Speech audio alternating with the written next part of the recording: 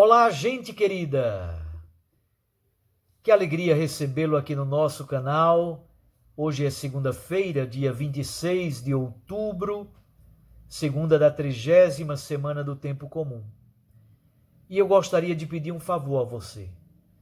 Você que nos acompanha a cada dia, já conhece a qualidade dos nossos comentários, a gente tenta preparar mais ou menos na medida do nosso tempo, mas a gente procura preparar com muito carinho o comentário ao Evangelho de cada dia.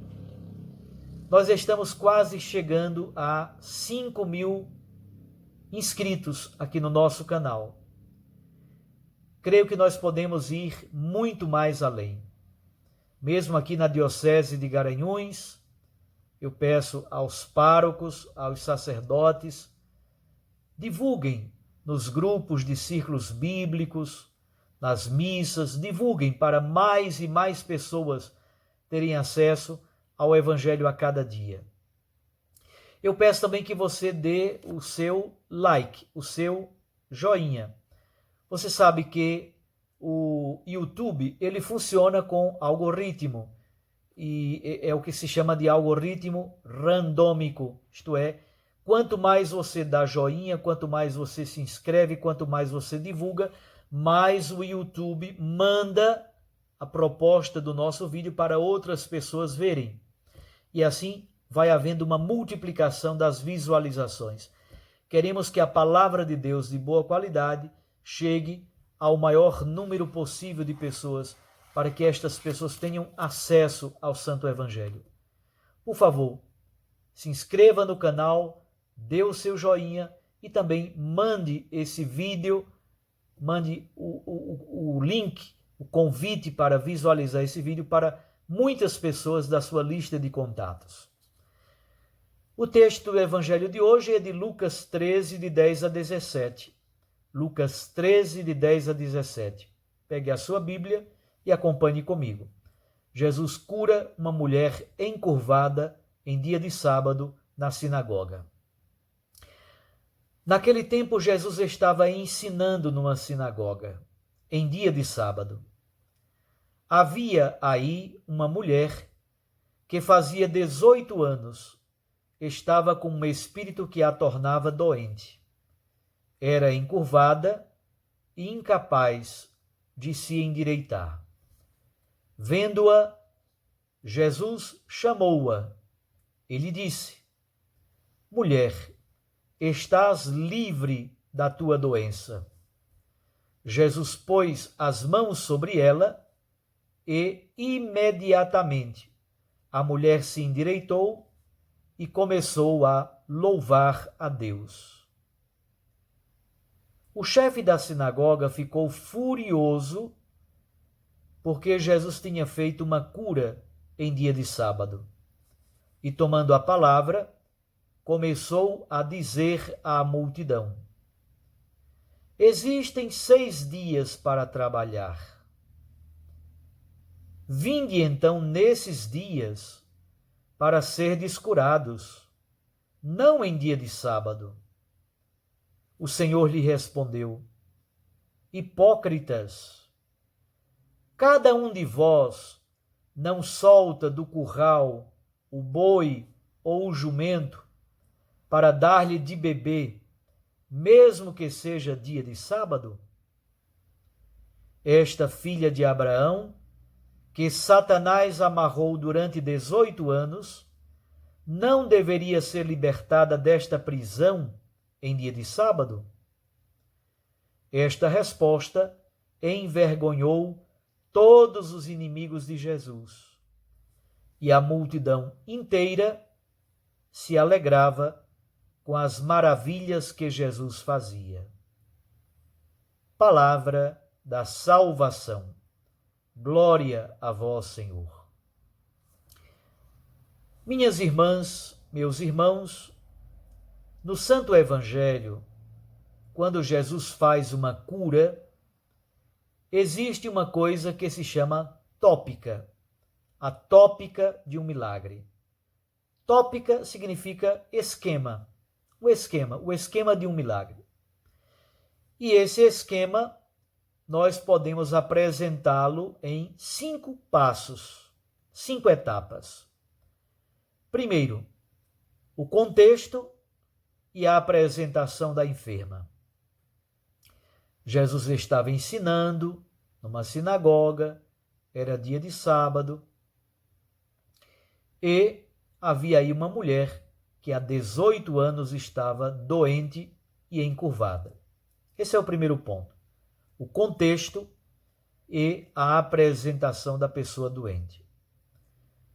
Segundo, o pedido ou a percepção da necessidade da cura. Às vezes há um pedido explícito, alguém que chega e pede a Jesus: Senhor, cura-me, tem piedade de nós, tem misericórdia de mim. Muitas vezes o próprio doente pede. Outras vezes, por exemplo, a cura da sogra de Pedro. Jesus chegou na casa dela, ela estava com febre. Os discípulos, de certo modo, avisam a Jesus. Jesus percebe a situação e cura. Então, às vezes há um pedido explícito, às vezes há simplesmente uma percepção da necessidade da cura da parte do próprio Jesus. É o caso do Evangelho de hoje.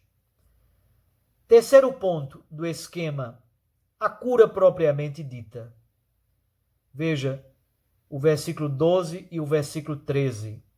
Jesus diz: mulher, estás livre da tua doença. Jesus então colocou a mão sobre ela e ela ficou curada.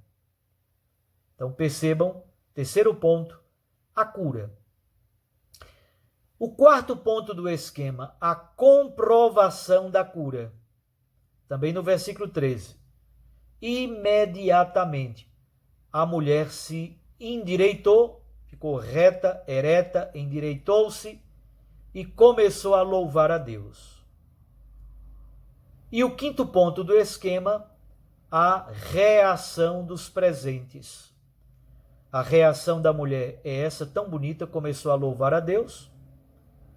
A reação do chefe da sinagoga é de fúria. E a reação dos outros inimigos de Jesus é de vergonha, versículo 17. A reação da multidão é de alegria. Alegram-se com as maravilhas que Jesus fazia. Este é o segundo episódio de cura em dia de sábado, relatado pelo evangelista São Lucas. É a cura de uma mulher duplamente excluída. Excluída porque é mulher, mas também excluída porque tem uma doença crônica e, portanto, é considerada impura. Ela, na verdade, nem poderia participar plenamente do culto sinagogal. A doença, nos evangelhos, sempre é uma expressão do mistério do mal. É atribuída sempre a um espírito impuro, a um espírito maléfico. E a cura, na verdade, é concebida como uma libertação desse espírito impuro que mantém a mulher amarrada, prisioneira, escravizada. A mulher é chamada por Jesus de filha de Abraão, simbolizando exatamente todo o povo judeu. Esta mulher simboliza todos os sofredores, todas as pessoas que padecem, todos os pobres, os órfãos, as viúvas, os migrantes, os refugiados, os doentes, os estrupiados da história. Aí está uma filha de Abraão. Nela, aí estão presentes todos os filhos e filhas de Deus. Quem anda encurvado, inclusive, nem pode erguer os olhos ao céu para louvar plenamente e com plena dignidade. É como se ela não fosse capaz de reconhecer e de louvar o seu próprio Criador. Na verdade, nela, a criação está diminuída, a criação está fragilizada.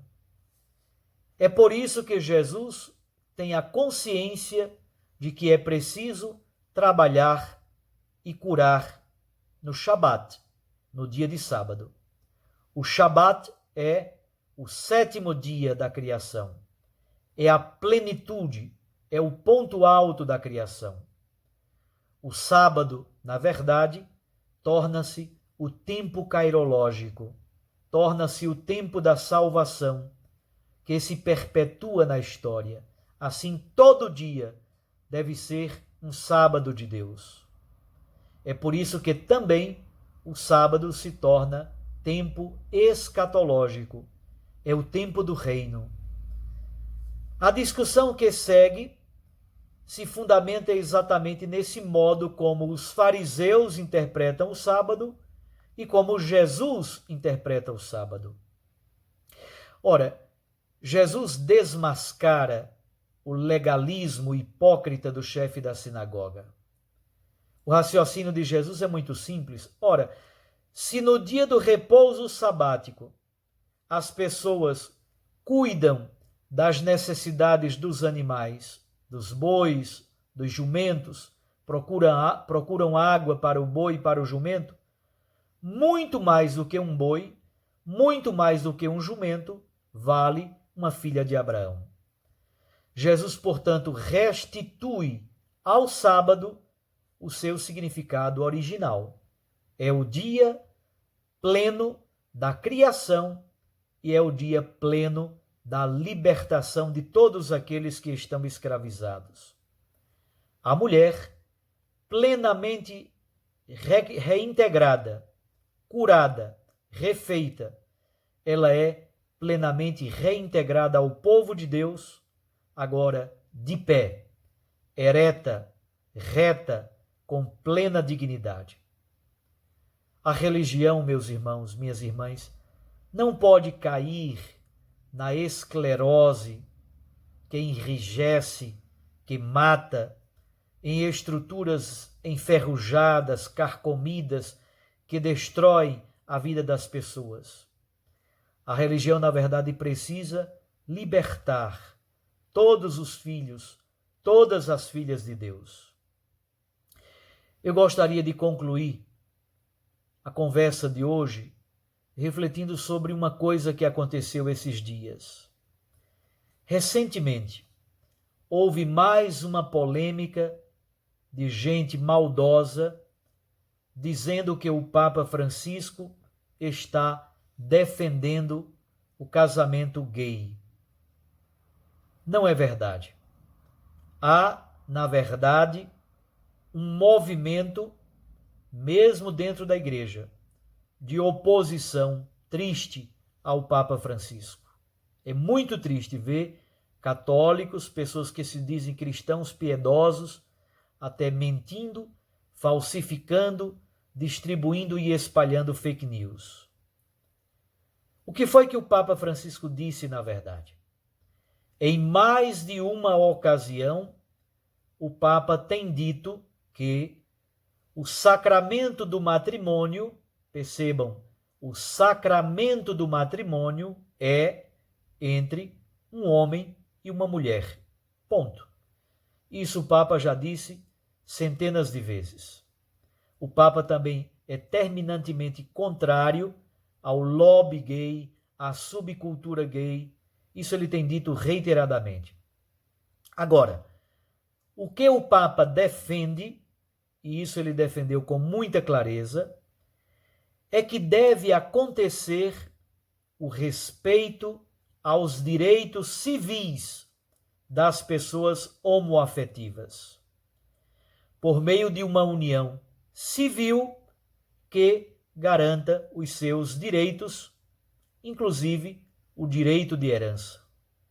O Brasil, por exemplo, é um país que mata pessoas homoafetivas, que violenta, que quebra lâmpada fluorescente na cabeça de pessoas homoafetivas. Obviamente que isso não pode acontecer. O Papa diz: nenhuma pessoa homoafetiva pode ser vítima de violência ou até mesmo de expulsão de sua família. Destratar o Papa, espalhar fake news, mentiras na internet contra o Papa, isso sim é pecado grave.